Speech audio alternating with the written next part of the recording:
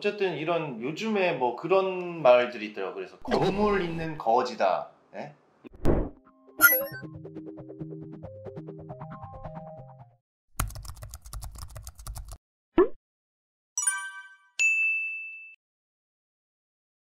안녕하세요. 엔터 부동산의 워너 부동산 시간입니다. 바로 엔터테이너들의 부동산에 대한 워너비 부동산을 듣고 저희가 현실적으로 조언해드리는 컨텐츠인데요. 오늘의 엔터테이너는 바로 익명의 제보자입니다. 인터뷰 없나요? 네, 인터뷰 없습니다. 네. 제가 개인적으로 이렇게 고민을 듣고 왔는데요. 왜 익명이냐? 바로 이 제보자가 건물주입니다. 네, 건물주인데 왜 건물주면 자랑을 해야지 왜 익명으로 제보를 했냐? 네. 바로 요즘에 여러분들도 지나다니시면 많이들 보실 텐데 공실 때문에 굉장히 지금 고통받고 있고 힘들어하고 있는 제보자입니다. 그래서 여러분들 요즘 강남이나 뭐 주변 동네 상가만 가셔도 막 1층 막 임대 붙어 있고 공실들을 굉장히 많이 보실 거예요. 그래서 오늘 이 제보자의 고민도 해결해 드리고 또 공실 때문에 고통받고 있는 분들을 또 조금이나마 도움드리기 위해서 주제를 정해 봤습니다. 그래서 제가 또 지나다니는 길에 또 강남대로 이렇게 지나다니다 보니까 1층에 임대 막 이렇게 붙어 있는 공실들이 굉장히 많더라고요. 그리고 뭐 새로운 신도시라든지 이런 데도 1층 상가가 분양이 안 돼서 공실도 많은 상황인데, 박사님께 이제 첫 번째 주제로 요즘 우리 부동산 시장에서 공실 문제 얼마나 심각한 수준인지 얘기해 주시면 좋을 것 같습니다. 예. 그냥 공실이 심각하다고 말씀드리기에는 좀 부족해서 제가 네. 이제 자료를 좀 준비를 했는데요. 네. 이런 공실 부분이 언제부터 심각해진 줄 아세요? 모르겠어요. 제가 네. 관심을 갖기 시작해서 그런지 모르겠지만 얼마 안 된 거로 예, 저는 우리가 생각해요. 최근에 이제 마스크를 벗고부터 그렇죠. 네. 네. 마스크 쓰고 있을 때부터 이제 공실이 대단히 심했잖아요. 네. 그럼 마스크를 벗으면 공실이 많이 해소가 돼야 될 텐데 네. 그런 마스크를 쓰고 있을 때 배달을 많이 했잖아요. 그렇죠. 그런 그 습성이 몸에 많이 배었기 때문에 예전보다는 마스크 썼을 때보다는 좀 낫지만 지금이 그 상권으로 왔을 때는 대단히 많이 늘은 수치가 되거든요. 자, 그래서 국토부 자료를 이제 보면서 제가 한번 말씀을 드려볼게요. 아마 표로 올라갈 텐데 제가 요약해서 말씀드리면 제가 이제 붉은색으로 색칠해놓은 곳이 이제 제일 낮은 공실률을 보이는 지역이고 파란색으로 표시해놓은 지역이 제일 공실률이 제일 높은 지역이에요. 2024년 2분기를 기준으로 해가지고 오피스 빌딩하고 집합 빌딩, 오피스 빌딩 사무실로 된 거죠. 그 다음에 이제 집합 빌딩은 뭐냐면은 매장용인데, 그러니까 우리가 알고 있는 분양형 상가, 플라자급 이렇게 보시면 돼요. 그래서 전국 평균으로 본다고 하면은 오피스 빌딩이 8.6% 수준이에요. 그러네. 10%보다는 좀 낮죠. 근데 서울은 보니까는 5%대. 그러니까는 자연 공실률 수준이다. 그래도 낮은 편이네요. 그게 다 차 있다고 보시면 되고, 그 다음에 경기권을 보시면은 그보다 조금 더 낮죠. 4.7이네요. 괜찮다는 거죠. 그 다음에 경북을 보시면은 24%. 와. 이 오피스 빌딩 그래도 작은 오피스 빌딩은 아니거든요. 좀 큰 빌딩인데 이 정도 수준으로 나타나고, 그 다음에 이제 집합 빌딩을 보시면은 매장용이라고 했죠.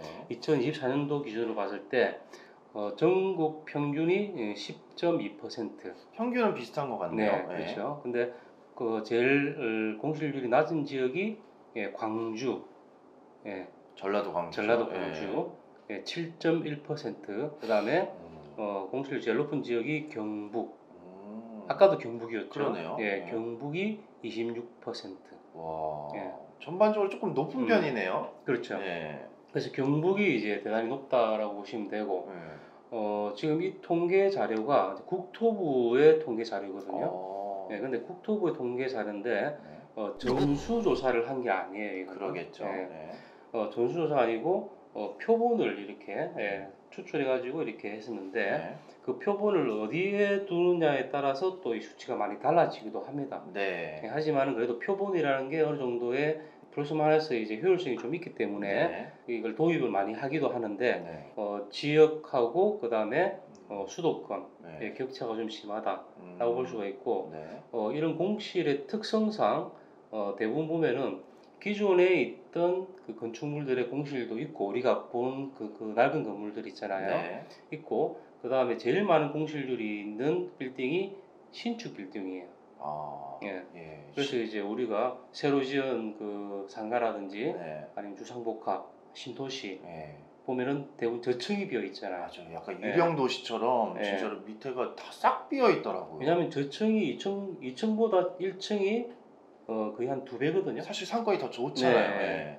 2배 정도 수준의 임대료도 많이 내야 될 거 아니에요. 그렇죠. 그래서 이제 그 수요가 많이 준다는 거죠. 아, 기존에 있던 건물도 공실인데 네. 신축 빌딩은 더 공실이 될 확률이 높다는 거죠. 와. 그래서 이제 공실이 더 가중되기 때문에 네.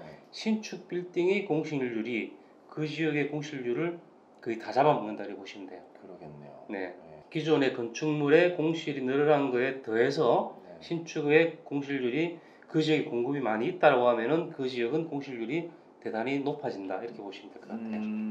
근데 지금 22년 4분기 시점에서 24년까지 네네. 보면 뭐 늘어나는 추세는 아니고 22년부터는 계속해서 좀 공실이 많이 있는 상태인 네네. 거죠. 예. 자, 이 국토부 자료가 이 표본이 이제 신표본이라고 해서 2022년 네. 이후로 새로 또 만드는 거거든요. 네. 그러니까 예전에 2000년도 초반부터 해가지고 계속 만들어 왔는데 어떤 그 조사하는 그 구조라든지 아니면은 방법을 또 바꾼다든지 이렇게 해가지고 네. 2022년부터 이게 또 바뀌었어요 이게. 네, 그래서 네. 그 이전 데이터를 보면은 또 늘어난 지역하고 네. 또 이런 그 격차가 또 좀 있고. 다를 수 있고. 예, 최근 자료이기 때문에 제가 이제 갖고 왔는데 네. 또 매장용 빌딩 같은 경우에는 또 2022년 자료가 없어요. 아. 2023년부터 해가지고 또 있기 때문에 표본이 달라지면 이게 네.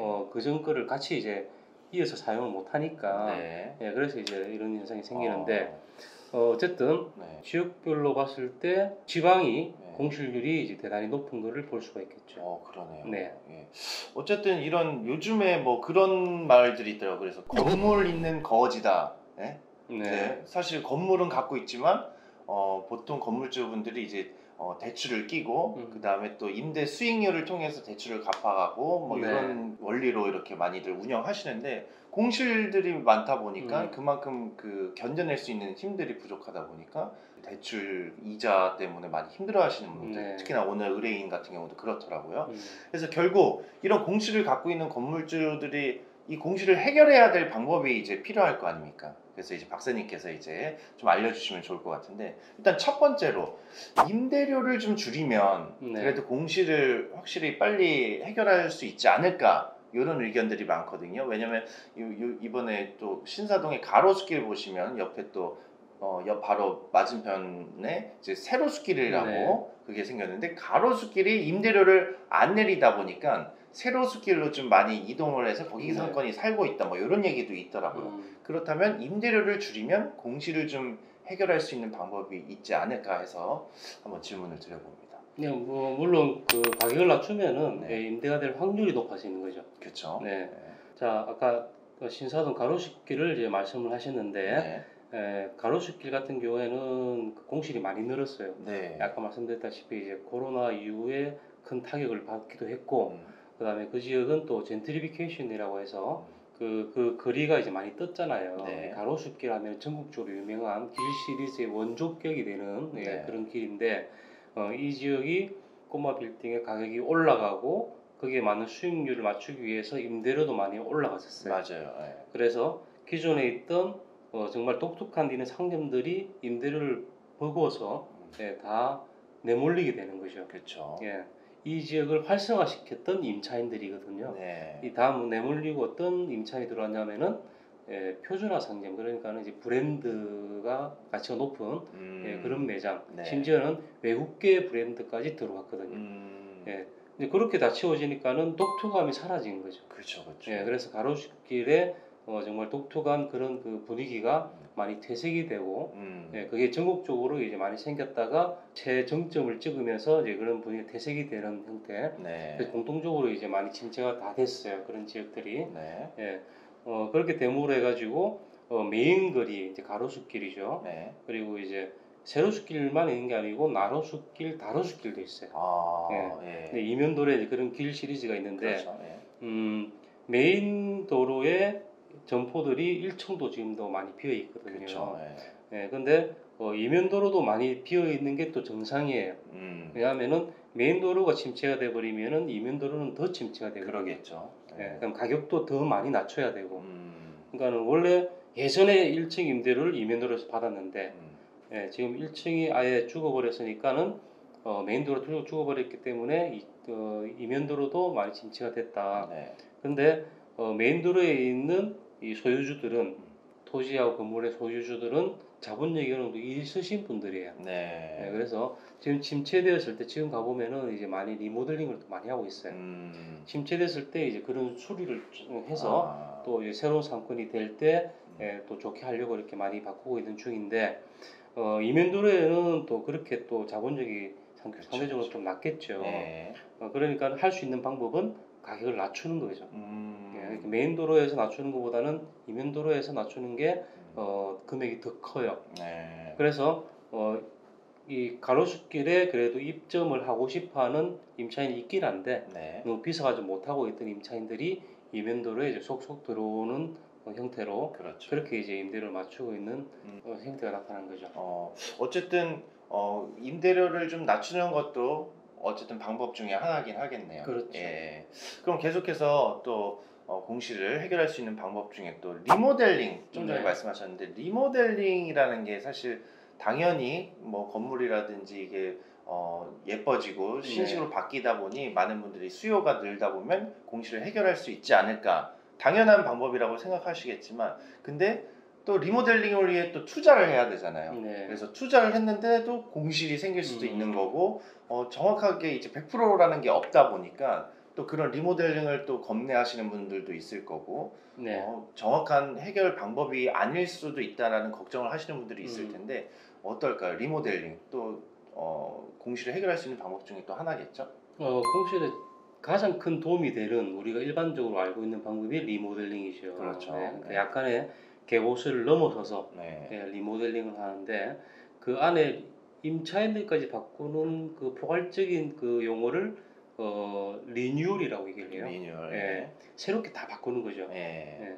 그러니까 리모델링만 해서는 안 되고 리뉴얼도 필요하다. 아예 임차인까지 새롭게 그렇죠. 업종까지 이제 바꿀 수 있는 정도. 그렇다면 무조건 바꾸는 건 아니지만 리모델링이라고 하는 거를 그 한마디로 얘기하면은 낡은 곳을 고치는, 새롭게 하는 게 첫 번째 목적인데, 그렇죠.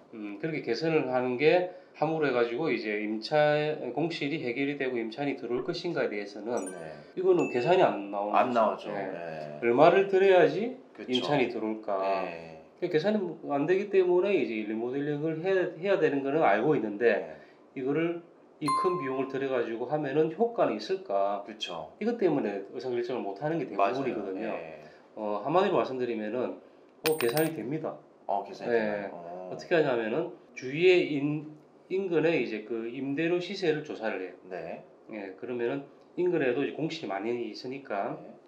공실이 된 건물의 보증금, 임대료, 관리비를 조사를 다 하면은 네. 조사하는 것도 어렵지 않아요. 요즘 음. 포털 사이트에 들어가면은 이제 그 공실 정보들이 많이 있으니까 네. 그걸 그 정도라도 수집을 해가지고 이걸 표로 쭉 만들어 놓으면은 면적 대비 단가가 나옵니다. 네. 예, 면적 대비 단가가 나오고 그 다음에 신축인지 아니면 구축인지 장점을 조금씩만 이제 적어놓고 네. 비교를 하게 되면은 내 빌딩에 내 공간에 이 임대료가 비싼지 싼지가 어느 정도 나와요. 답이. 그러겠죠. 네. 예. 리모델링을 하고 적정 임대료가 얼마인지를 조사를 해서 그 가격이 나야 되는데 리모델링 하면은 대부분 또 가격을 올립니다. 많이 올려요. 그죠? 그러겠죠. 예. 그러면은 또 안 나가게 되는 그렇죠. 거죠. 간혹 가다가는 아예 리모델링을 할 때 어떤 임차인을 맞출까도 약간 어느 정도 네. 생각을 해서 그런 컨셉으로 약간 뭐 디자인 쪽이라든지 뭐 미용 쪽이라든지 네. 이쪽으로 생각을 하고 디자인을 아예 리모델링을 하는 네. 경우도 있는 것 같은데 그런 방법은 어떨까요? 좋은 방법이죠. 괜찮은 예. 방법일까요? 그러니까 그 지역에 네. 유효 수요에 맞는 리모델링이 중요해요. 그렇죠. 네. 그러니까 예전에 구조가 예를 들어서 뭐 30평짜리, 10평짜리 이렇게 1층이 있고 네. 2층에는 뭐 전체를 통으로 줬고 네. 3층은 뭐 반을 잘라가 줬고 음. 이렇게 이제 분할을 했던 그런 목적이 있는 이 공간이라고 하면은 네. 이걸 다시 리모델링을 했다. 네. 그럼 그대로 그것이 해서 이제 그 공간을 그대로 쓰는 게 아니고 네. 이 현재 이제 그 수요 네. 트렌드 이런 걸 봐가지고 이 사람들이 원하는 공간의 면적은 몇 평일까를 이제 계산하는 그렇죠. 거죠. 예. 그걸 미리 조사를 하고 나서 네. 그러고 나서 이제 30평, 10평이었는데 1층을 보니까는 뭐 10평짜리를 다 선호한다. 네. 그럼 30평을 또 3개로 또 잘라서 네. 쪼개가지고 총 4개로 만들어가지고 음. 임대를 주면은 네. 예, 임대 더 잘 되겠죠. 그렇죠. 예, 네. 그래서 리모델링을 할 때 새롭게 만드는 거의 수준을 넘어서 가지고 그렇죠.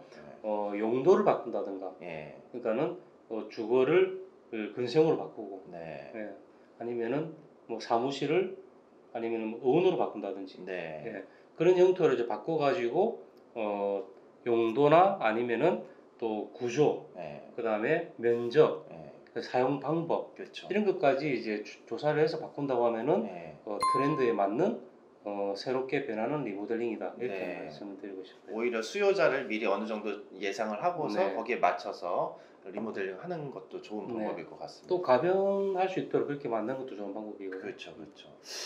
그러면 계속해서 제가 이런 공실에 대해서 그러면 결국은 관리 측면인 거잖아요. 네. 사실 건물에 대해서 이런 건물도 그 트렌드에 맞춰서 계속해서 변화를 네. 줘야 되는 게 공실을 줄일 수 있는 방법 같은데 관리, 건물 관리 그럼 앞으로 어떻게 하면 좋을지 좀 얘기해 네. 주시면 마지막으로 정리가 될 것 같습니다.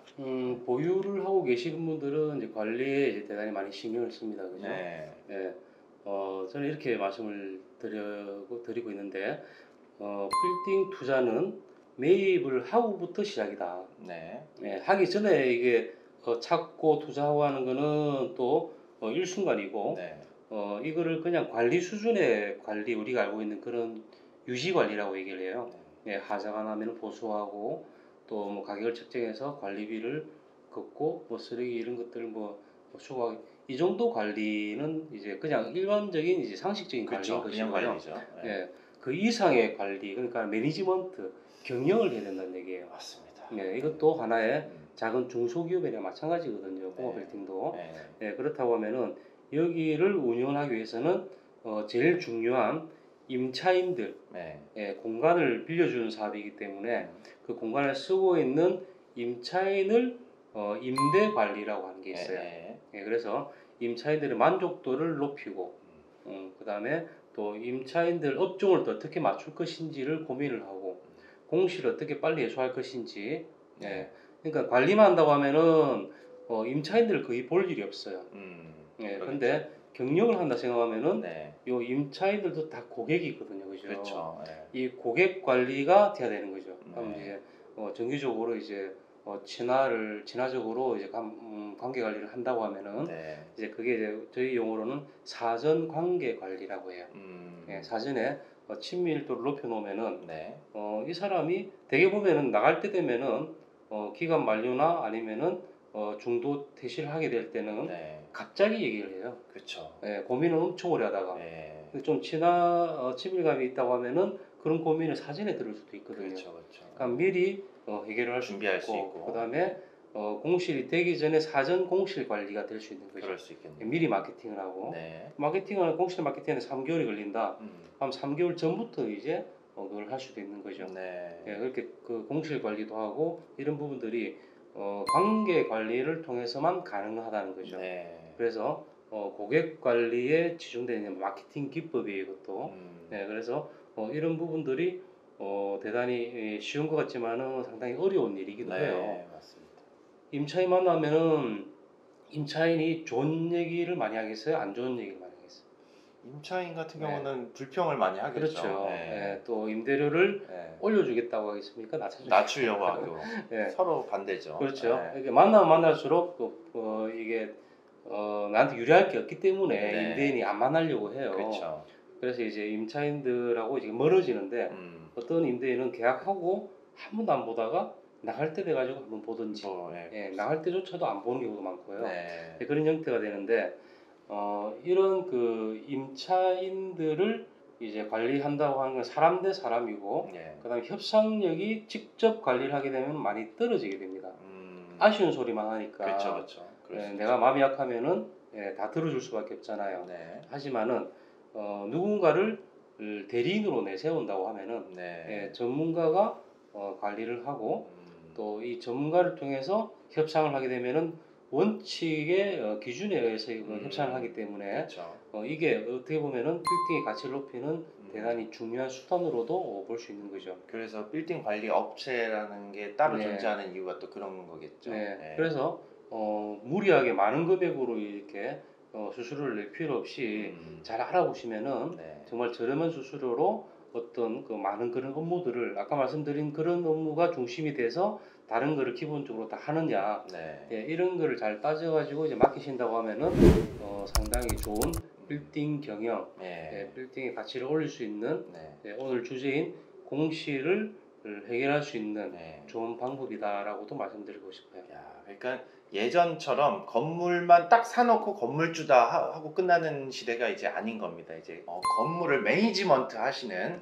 시대가 된 것 같습니다. 이제는 건물 가진 거지가 아닌 예전의 그 영광, 건물 주님이 되시길 저희가 응원하도록 하겠습니다. 혹시나 아직까지 궁금한 점이나 해결이 안 되신 부분 아니면 앞으로 어떤 주제를 달아줬으면 하신다는 분들은 밑에 댓글로 달아주시면 저희가 다음 컨텐츠에 반영해서 여러분들께 보여드리도록 하겠습니다.